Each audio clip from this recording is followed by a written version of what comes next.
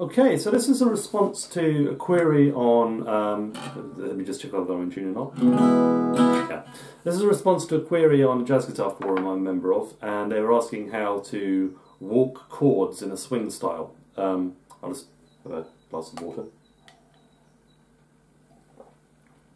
So, I mean, this is kind of specifically pertaining to like rhythm guitar, but I would say more in the kind of American style than gypsy jazz style. Gypsy jazz guitar tends to be pretty basic harmonically. It tends to be like... And I really like it, but it's got more of that kind of, you know, kind of more earthiness. So I think of this as more a kind of an American style of rhythm guitar, and it makes a nice contrast. Sometimes, depending on what mood I'm in, I might play more gypsy style or I might play more American style. I think the American style is quite good for playing in duos. You can be a lot more creative with it from the point of view of harmony, and also it's quite fun, you know, to sort of maybe do one song more with a gypsy swing kind of rhythm guitar, another style, maybe another tune which might be associated with bassy or somebody, you know, to do that with more of American swing style in the same gig. Which creates variety, even though you're still playing like rhythm guitar, swing rhythm guitar. There's a lot of light and shade you can do within it. If that makes any sense. So I'd say the absolute first step, and we're going to look at, let's look at Honeysuckle Rose, because it's kind of a tune which comes up a lot, and it's got a large expanse of harmony. So this thing comes up most often when you've got like, I would say a C7 or something that sits around for 4 bars.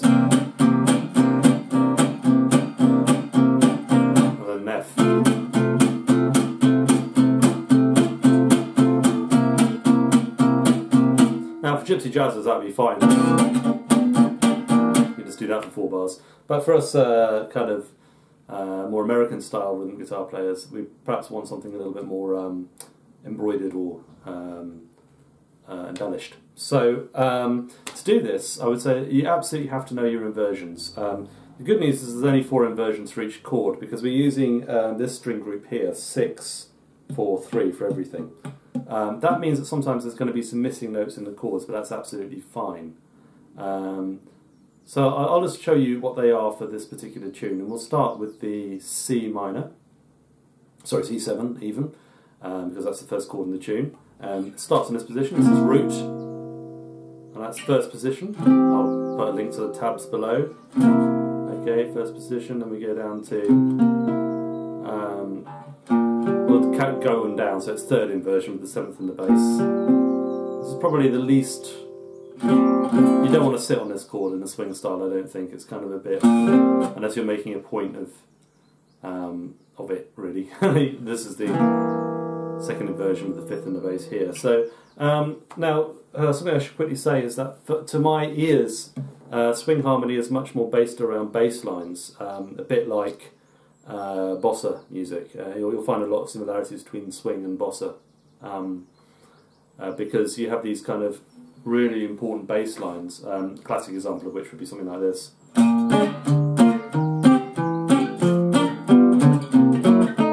That kind of thing, right? So you get these bass lines, or all these sorts of things, which you hear a lot. As a result, I think it sort of suits a style where you think about the bass note first and then build the chords on top. So what we're essentially doing in this kind of idea is we're taking a bass line and then we're working out what kind of chords we can put on that bass line so that it will fit with the prevailing harmony. Okay, so the simplest kind of bass line I can think of would be something based on, you know, the chord tones of the chord. So in the case of C7, maybe something like that. And oh yeah, by the way, I'm going to do these examples in 2, but I'm going to double them, so there'll be 2 notes each. So if this is a bass line 2,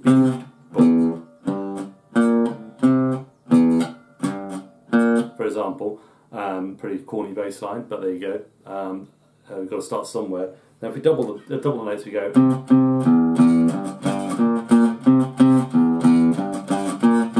So if we're doing that, then that is kind of that's kind of in 4, but we're not walking it. We're not going. If we were walking, we might go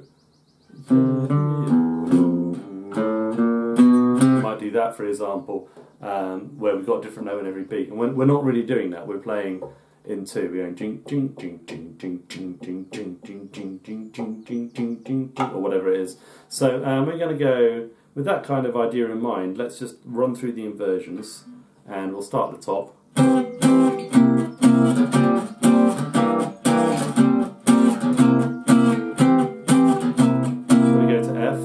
So in the case of F, if we want to stay in the same place, we want to voice lead that change, so we're going to end up in the second inversion of F. Like this. You can play either of these. I kind of like this actually, I kind of like this one, but sometimes if you've got a walk going up and down, this can be a bit ugly, so I'm going to stick with the sixth for the moment. So this will be... And then that's a bit awkward because of the open string, so I might go up here, right?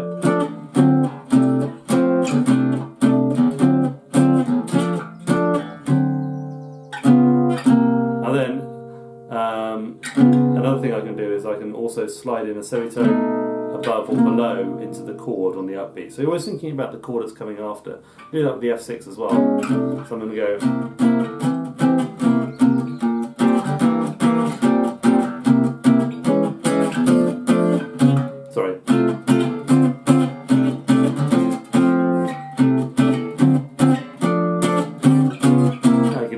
Chromatic walks down or walks up like that if you want, and that's all part of the style. So it's good to get into improvising that kind of stuff, while also making sure that you're staying in time, hopefully. Let me try and demonstrate that.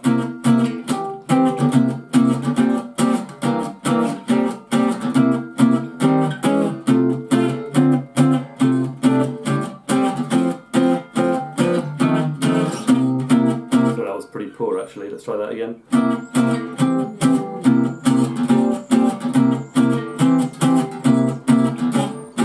And then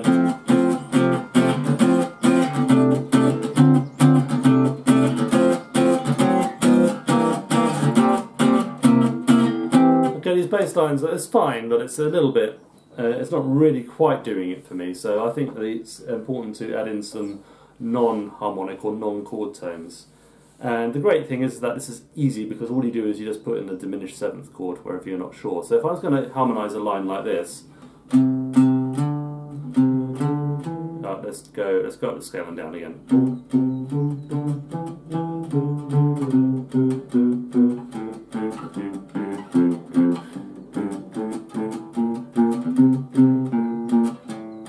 So that'll be...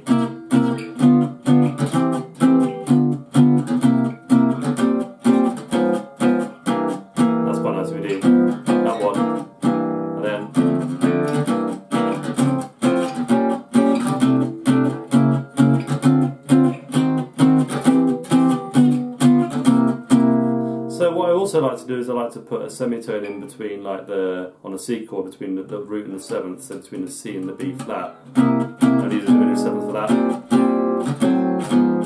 And you can use more chromatics if you like. And then maybe that. Let's try to substitute there.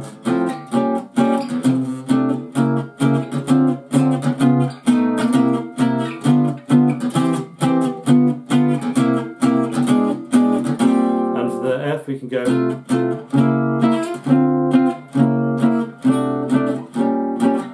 can hear that we've got a kind of really prominent tenor line on top of each chord.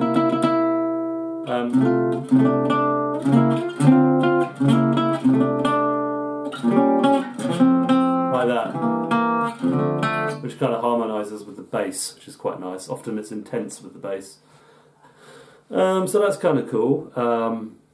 I would suggest doing that, so that's linking the fifth and the sixth together with the diminished seventh between. So it's basically the major and dominant bebop scales. So another thing which is worth thinking about is that when it comes to the dominant seventh, it's quite nice if instead of using a natural sixth, use a flat sixth, so this kind of thing. It doesn't really matter too much. I think it makes the voice leading a lot more elegant, especially descending. get that walk, and that actually belongs to the Barry Harris dominant seventh diminished scale, if you know anything about that kind of stuff. But really, it's just adding in a flat sixth instead of a natural sixth when you're doing those walks, and that sounds really nice. I play this kind of lick a lot, that kind of thing. So that's great. So I just want to talk quickly about connecting chords, because that's important too. So for example, if we're going from a C7 to an F, then say we've got 1, 2, 3, 4, 2, 2, 3, 4, 1. So we've got 2 bars and then we go into the F, right? So 1, 2, 3, 4, 2, 2, 3, 4, 2, 2, 4, like that, okay? So what we're going to do with that, so the classic way of doing that is to make sure that you've got because it's movement in fourths, so this will be true for any movement in fourths, which obviously happens a lot in jazz. We go around a cycle an awful lot.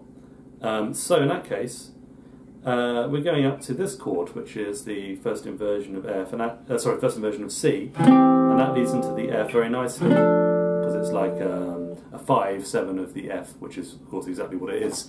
So in that case, we might break our rule of, because all this stuff is about going chord tone, non-chord tone, chord tone, non-chord tone, chord tone, non-chord tone, just to make it more rhythmically balanced. But in this we can break our rules, so we don't have to follow the rules anyway, but we can go.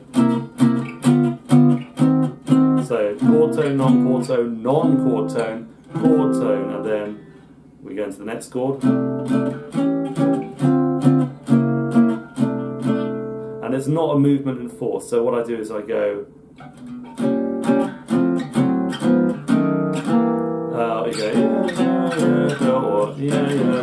It's quite interesting going from below. That's just like a chromatic sliding about. And there we go.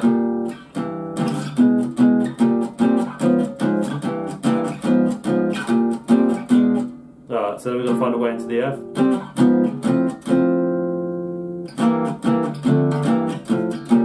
And so on. So you can play around with that, and I would encourage a lot of creativity there.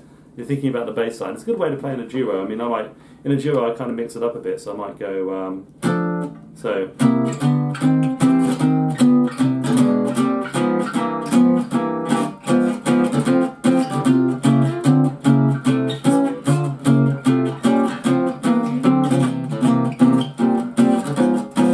Something like that anyway. You know, and you can also kind of have a sort of faux stride piano effect.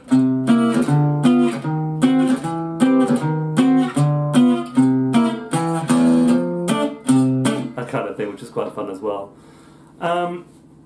Other embellishments on basic chords. I mean, one of the big ones is to use what sometimes gets called the horse, at least in my circles. So if you've got like an expanse of that F major chord hanging around for 4 bars, one classic thing to do is to introduce a turnaround, and you could obviously do a 1-6-2-5. So I'll just I'll just demonstrate how that sounds.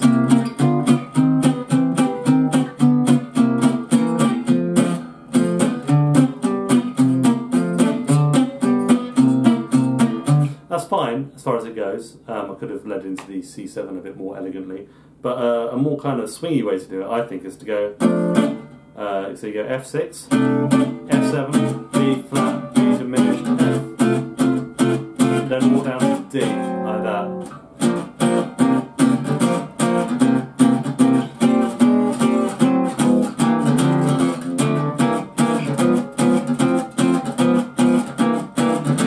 Connecting thing as well.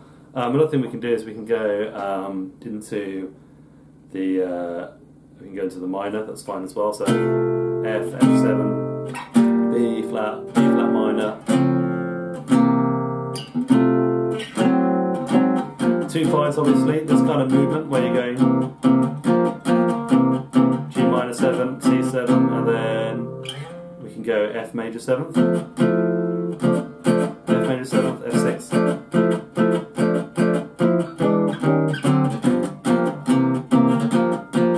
That's another form of movement. That's much less mobile, obviously, and the movement is coming from the inner voices rather than from the bass.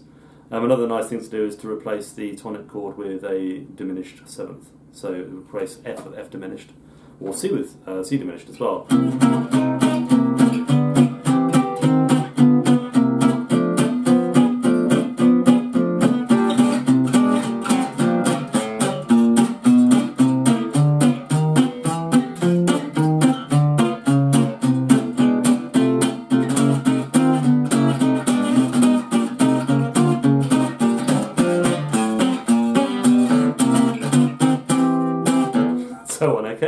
So, I mean, that's just a quick demonstration of all those different techniques put together.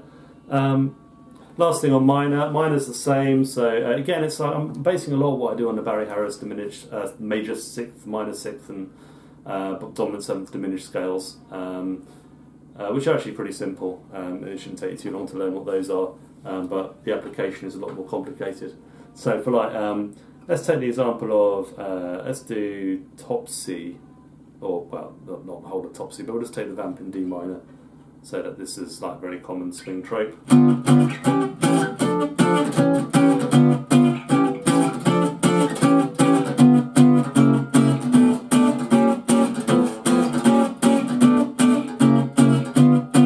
So,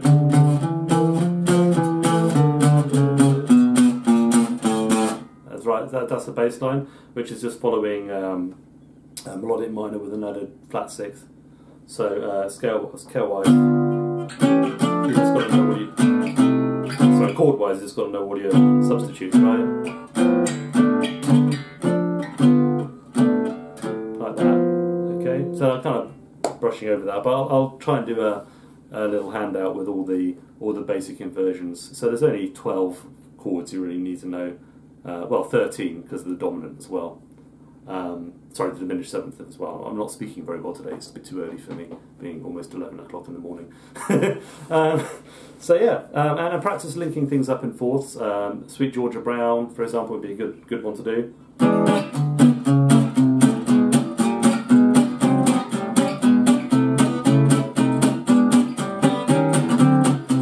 Or even. Then we've got to change chords. Sorry, that was pretty ugly. Let's see, so I'll try and do it without thinking.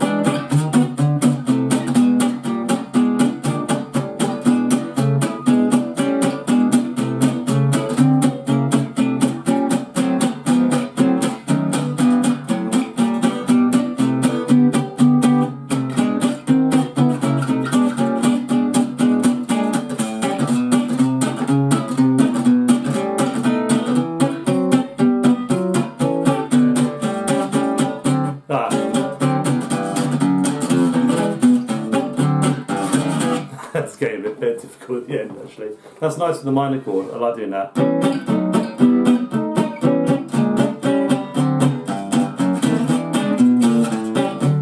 And you'll notice that when I'm doing this kind of duet style or solo style without bass, I'm kind of going.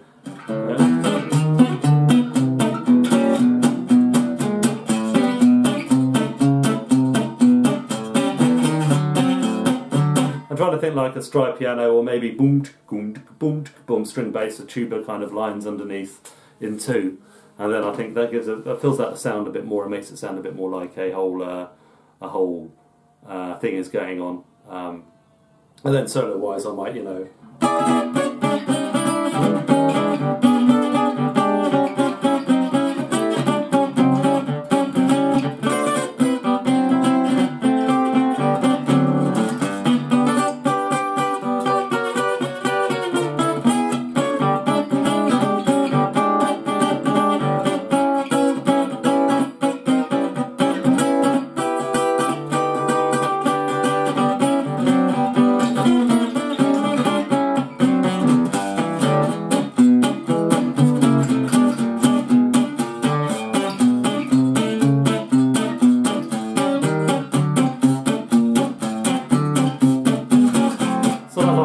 That as well, just because, you know, it's easier. Anyway, I hope that has some help. This is something that I've worked on a lot, believe it or not. And it's a style that I play an awful lot. I probably do about 100 to 200 gigs a year of this stuff. So that's the best way to do it. Just get out there on a bandstand and come up with ways of getting from one chord to the other. Learn lots and lots of tunes, and have fun with it, and be creative. Anyway, I hope you enjoyed it, and yeah, if you have any comments, as always, leave them below. If you enjoyed the channel, then please subscribe for more gypsy jazz guitar and swing lessons. Thanks very much for watching. Bye.